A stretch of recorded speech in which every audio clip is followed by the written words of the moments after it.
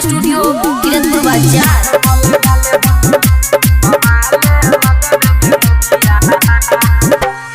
अखिया में गजरा लगाइले गे, नीलरा पर बिंदिया सटाइले गे। अखिया में गजरा लगाइले गे, नीलरा पर बिंदिया सटाइले गे।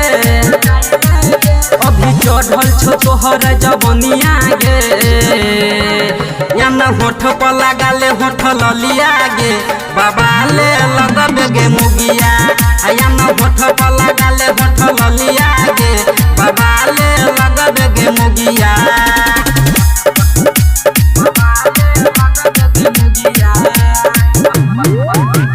डीजे रंजन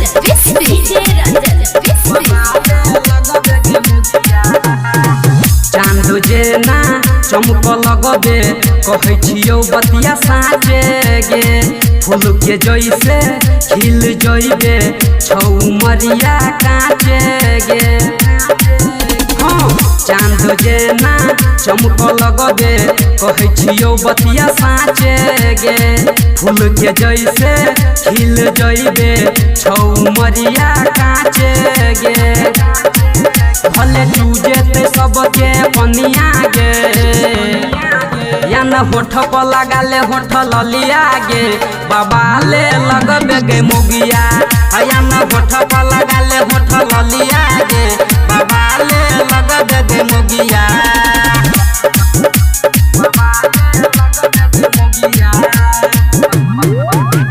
डीजे रंजन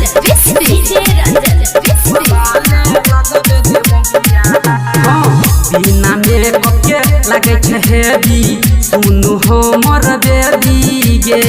तू तो हमरा लगे छे एकदम रानी गरम जलेबी गे। हाँ बिना मेकअप के लगे छे हेवी, सुनु हमर बेबी गे।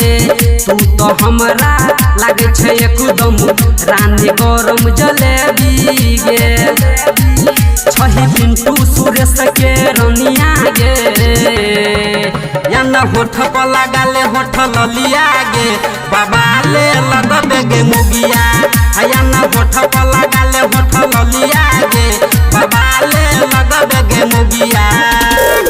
अखिया में गजरा लगाइले गे, नीलरा पर बिंदिया सटाइले गे।